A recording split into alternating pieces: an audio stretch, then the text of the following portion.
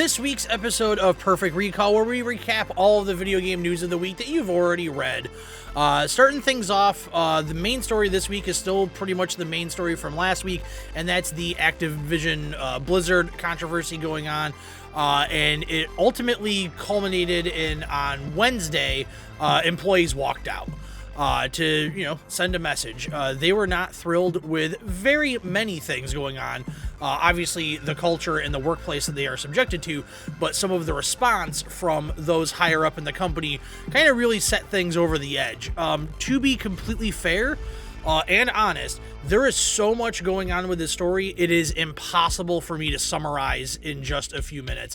I highly suggest that if you are interested in what's going on with this, go to Kotaku, who has been putting up several articles about this, giving you a pretty good idea of everything that's happened this week, because way more stuff has come out. There were people that had hotel suites that they nicknamed the Cosby Suite, where they just got up to horrible shenanigans, just like alcohol-fueled ragers, and there were things from Bobby Kotick, who's, King Muckety Muck at Activision Blizzard. Other people that work there have sent things out. They did say that they were going to give paid time off to the employees that walked out, but then there was also an article that came up that said that they are preparing to hire, essentially a union-busting law firm to help them further prevent any type of unionization amongst its workers. And there really isn't any unionization at all with video game workers in this country. Most work on contract basis. You have no idea if you're going to get renewed. Games get canceled out of nowhere all the time. There's very little job security. Most people that are good, they can bounce around, they can find something else, but then that also comes with the high cost of never really having a home. You might move out to Los Angeles, work there for a year, game gets canceled, only place that will take you is in New York. Well, I guess I gotta pack up and go across country. Work in New York for 2 years. Well, my contract's up, I don't have a job, I guess I'm going to Austin, Texas now. And it's like, how do you put down roots? It's insane, what they ask people to go through in the video game industry. The amount of work that you don't see, the amount of just crap conditions that people have to put up with that you don't see in order to get games on a shelf. It's really kind of coming to light through all of this. And then to see the company's response, is just, why would you want to keep working for a place there? And there's been a lot of really good opinions on this stuff. On this week's Giant Bombcast, Danny O'Dwyer brought up, people that will they want to work in the video game industry so bad that they're willing to do anything. And some of those people will just not report things that they see because they want to keep that job. They know that if they go to somebody with it, they're going to get terminated, or at the very least face some type of backlash to the point where maybe they don't get fired, they just quit because they can't take it anymore. That's just the way it is with a lot of workplace culture in the United States. There are no workers' rights, really. Most states are at will employment. You can essentially be fired for any reason and you have no recourse. Obviously, there are some things that come into play with wrongful termination, but let's be honest, if you're an entry-level employee at any company, are you going to have the ability to hire an attorney to really go after this company with a wrongful termination suit? You're going to get buried in legal bills. At best, you probably settle because you just want to get out of it and get this past, this part of your life in the past. So it's really tough. It takes something like this, what the people at Activision Blizzard are doing, and the journalists that are investigating and digging into the past of some of these people in charge that have been key players in this just horrible behavior that they seemingly feel is perfectly fine to have around coworkers. It takes, people walking out, and the sad thing is it's not just companies like Activision Blizzard that are these huge, massive companies. This is happening everywhere. But people stand up and take notice a little bit more, I think, at Activision Blizzard, because think of who they are. That's Call of Duty, World of Warcraft, Diablo. These are big games. These are games that sell a lot. and they already have eyes on them because of that. And so to show this like impropriety and have their workers come together to stand as a united front against the conditions that they're up against, unfortunately, that's going to get way more coverage than it would if it was at a smaller studio of maybe like 20 people and you just have a douchebag for a boss that doesn't know how to control himself. So I'm glad that things are happening. They're not just taking this laying down. Every day throughout the day this week, there has been a news story posted somewhere on the internet about, hey, we did some digging into this person that's a decision maker at Blizzard. Turns out, totally sordid past, probably should never be in a position of power where he has subordinates. They're really getting raked through the coals here, and it's good. These people need to be removed. Are these people going to be removed? Who knows? I would say that the chances of the people in power that are doing the horrible things being removed is certainly not as high as the people that just don't want to put up with it quitting and taking their chances somewhere else, or potentially just leaving the industry entirely. I don't follow a ton of people from the video game industry on Twitter, but I follow enough that I get a lot of stuff like retweeted, and so I kind of pick up on things. And there's definitely been over the past 6 months where I've gotten a little bit more invested in Twitter, where I'm seeing these people that are just like, hey, today was my last day at company X. I'm getting out of video games. I'm going to go do something else. And that seems to be kind of just becoming more common, because working in the video game industry is certainly not all it's cracked up to be. You have to put up with a lot of garbage in return for the small sliver of hope that, like, maybe one day I get to make a game. It's really tough to summarize. I'm doing a terrible job of summarizing. I'm essentially just giving, my basic thoughts on the situation. It's not something for me to just sit here and tell you what's going on. You should really look up what's going on, get your opinion on it, listen to, these testimonies from people that have been through it, read the facts of what people have been put through there. It's definitely different to read that stuff on your own and internalize it on your own than it is for me to sit here as a talking head and just kind of explain it to you. So I really recommend you go and do it. Just horrible stuff. This is, doing a video game news show, doing any type of news show, you obviously have to report on negative things. But you would hope that with video games, it's more positive than negative, and it's just not lately, and that sucks. And I feel horrible for everybody that's had to be put through this stuff, not just at Activision Blizzard, but any video game company, any company in general. I was a supervisor at a previous position, and I saw some stuff. Nothing like this that I saw personally. I didn't see any like severe harassment or anything, but I definitely saw the way that people were treated at times. The jokes made when doors are closed and things like that, and it sucks. And I'm not going to sit here and say that I haven't cracked a joke at an employee, a fellow coworker that I didn't like. We all do that. But you definitely see people that take it a little bit too far, and you would just hope that these people get filtered out from getting into management positions, because they are not fit for it. It's not for them. We got an interesting story this week as Naughty Dog and Infinity Ward studio Veterens have created a new video game studio called That's No Moon. This is coming from gamesindustry.biz, and I quote, "The new studio has already secured a $100 million investment from Crossfire studio Smilegate to work on its debut title, a story-driven action-adventure game." The team makes up, or part of the team's makeup, is Michael Mumbauer.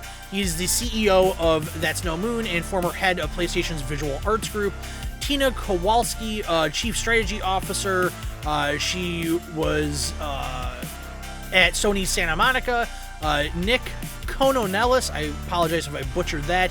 He came from EA. Barry Genova, who came from Bungie. And George Allison, who also came from PlayStation. They said that they are ramping up. In this article, it says that we hope to be at 100 employees in 2022.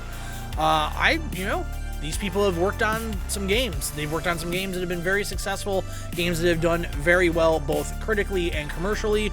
It's always exciting when this stuff kind of happens, and there's been a lot of it, especially the Rockstar departures. One of the Housers left. Leslie, oh God, what's his name? We're going to do an edit real quick, and I'll be back with that information I totally didn't Google and remember. Leslie Benzies, which is actually what I thought it was. He left and started a new company. He's working on a game called Everywhere. There was that group that left Blizzard that was working on World of Warcraft. They're working on a new game.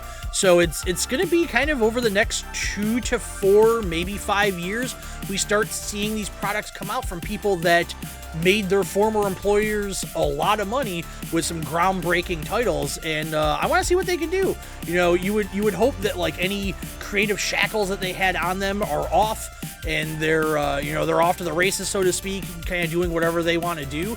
I want to see what that is. I know that the Leslie Benzies game Everywhere is supposed to be like an open world space exploration game, I think was what the pitch was. That sounds awesome. I've always thought that a GTA open world style game in space would be incredible. Planet hopping, or even just, you know, being on a gigantic space station. It doesn't even need to have, you know, flight.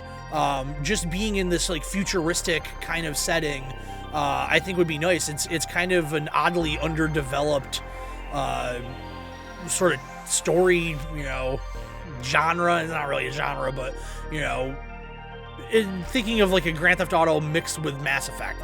And sign me up for that. You know, that sounds great. So, that's No Moon. I hope they do well. I'm excited to see what they have to offer. It seems like the next handful of years are going to be really interesting in terms of video games, because a lot of these people that were all working together have separated, gone on their own path, and kind of doing their own thing, and potentially we could see some truly amazing games.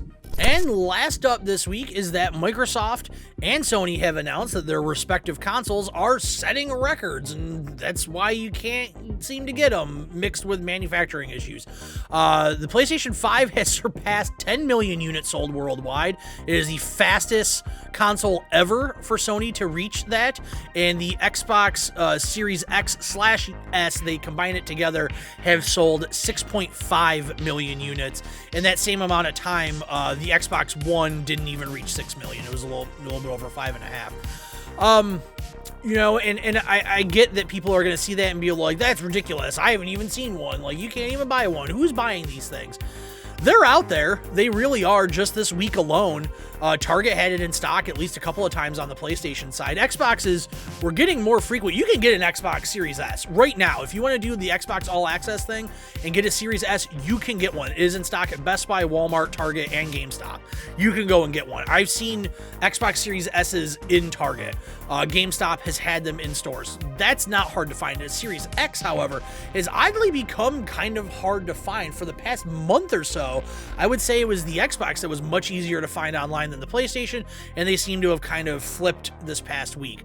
Obviously, people are resorting to either just choosing not to get one because they don't want to play the game, choosing not to get one because they don't want to have to pay scalper prices because they're maybe not tech savvy enough to play the game you got to play in order to get one, or, you know, they'll wait. You know, they maybe weren't even going to get one right now anyways.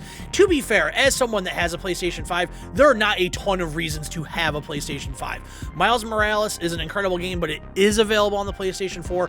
Ratchet & Clank is tremendous and is a great reason to have a PlayStation 5, but that's just one game.